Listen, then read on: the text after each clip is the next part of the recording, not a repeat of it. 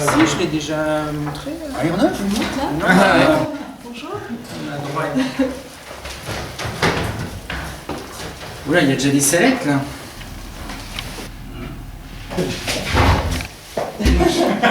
Genre, moi jusqu'où là comme ça? Ben, on fait Ah du bah non, cinéma. non, t'es gentil, mais c'est bon. J'ai annoncé ça.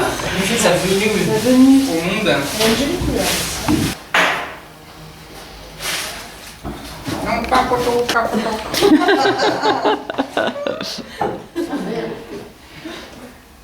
Tu vois, le tissu comme ça. Ah, celle-là, j'ose même pas la toucher.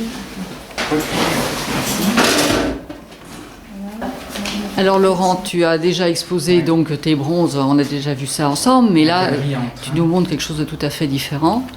Alors, tu nous as dit que c'était de la résine. Tout à fait, tout à fait. En fait, c'est pas totalement différent. Oui, Voilà, on voit bien, c'est des nanas quand On va même. observer que ces deux grandes, elles existent aussi en petites. Juste derrière,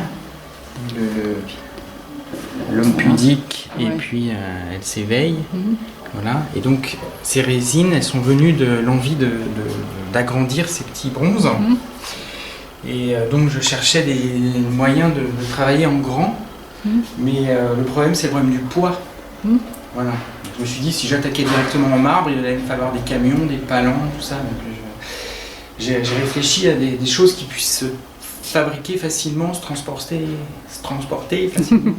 Et donc, j'ai pensé aux surfeurs sur la plage là, qui se promènent avec leurs planches de surf.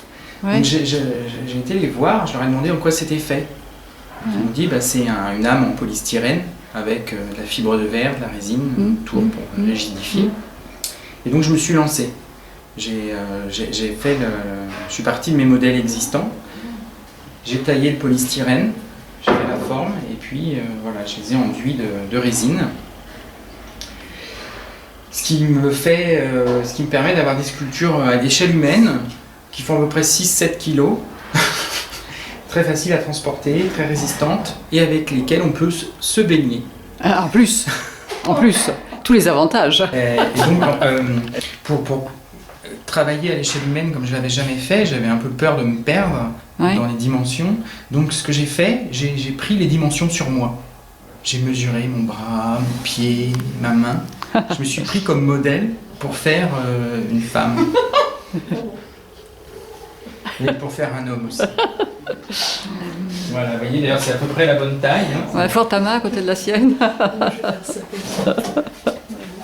Un peu plus enveloppé. Et alors pour faire la nana, t'as pris les dimensions. Voilà, tout à fait, ça marche.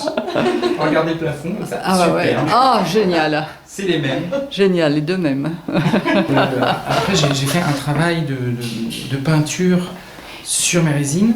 Je voulais pas faire un simili-bronze parce que j'en avais un peu marre de cette couleur bronze sombre qui est très belle, mais j'avais envie de couleur. Donc j'ai réfléchi à ce que je pourrais faire couleur chair avec les yeux bleus, enfin ça me paraissait pas très intéressant. Non, ça aurait été cucu. Et je me suis dit qu'est-ce que ça représente alors. 5 heures elle s'éveille à l'origine, ça représente une personne. Laquelle tu as fait en premier? C'est celle-là? C'est la femme. Oui. 5 heures elle s'éveille, je me suis dit il faut qu'on sente qu'elle sort des brumes un peu du sommeil. Donc j'avais l'idée de faire des nuages, des brumes. C'est comme ça que c'est venu. Et l'homme ensuite, il fallait que je trouve quelque chose qui s'harmonise. Mais je voulais pas faire à l'identique non plus. Donc j'ai fait aussi des brumes, mais plus dans les grisailles. Bah oui, qui va mieux avec la pudeur. Qui va mieux, voilà, il se cache plus dans il se cache, voilà, c'est ça, il essaye de disparaître. Dans les brouillards. Ouais. Et alors, je trouve que l'accord entre les deux, ça m'a inspiré autre chose encore de différent. C'est qu'il y aurait un lien entre 5 heures elle s'éveille, ça serait l'aube. Oui, et tout à fait. ça serait le crépuscule. Oui, tout à fait. Tout à fait, oui.